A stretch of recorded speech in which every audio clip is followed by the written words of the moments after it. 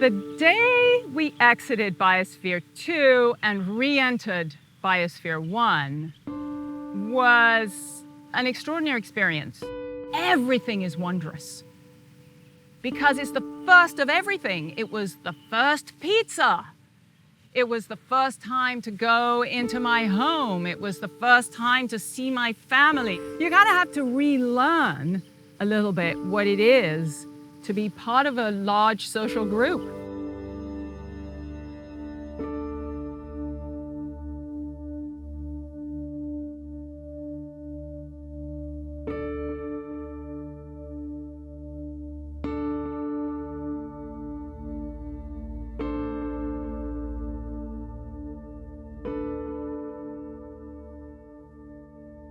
We had our own rainforest, a savanna, a desert, an ocean, and a marsh, but it was all sealed tighter than the space station.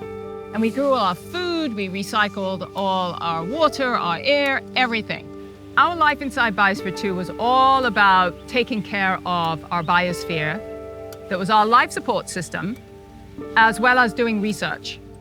I have to say, I was very surprised by how difficult it was being sealed for 2 years. And the primary challenge is really learning about yourself in the context of these 7 other people that you're in there with. Being sealed up really is a form of stress. And it's sort of this underlying stress because you simply can't get away from the situation you are in there. And especially in our Western society when we're so used to being out and impressions coming at us all the time. There's a whole constellation of symptoms that occur in what's called isolated confined environment psychology, some of which people may have been experiencing during the pandemic when we've all been isolated from our normal ways of life. It creates this sort of underlying stress, and that creates behaviors in people that aren't necessarily awesome. One of the things I learned was that relationships with other people is key.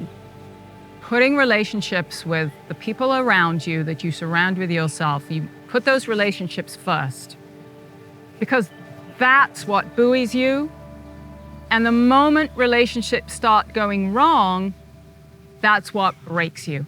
The best part about being in Biosphere 2 that I was part of this historic experiment. Nothing like this had ever been tried before. We were taking planet Earth and its planetary biosphere and shrinking it down into this little tiny container called Biosphere 2. So it was extraordinary to be part of that. And one of the things that was personally fascinating was this experience of being part of my biosphere in a very visceral and literal way, right? I was breathing the same oxygen over and over again. I was drinking the same water over and over again. I knew that the CO2 that I was exhaling was helping grow the plants that I was growing in the farm. We were eating so many sweet potatoes that we were literally turning orange. Sort of the perspective shift that comes from that is very similar to that astronauts have when they see planet Earth from space.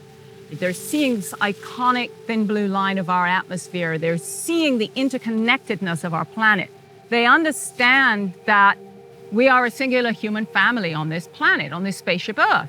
And we were living in a little tiny miniature version of that, seeing the edges of our biosphere. And it was a very moving experience. The other big lesson I learned is really understanding at a visceral level how interconnected our world is.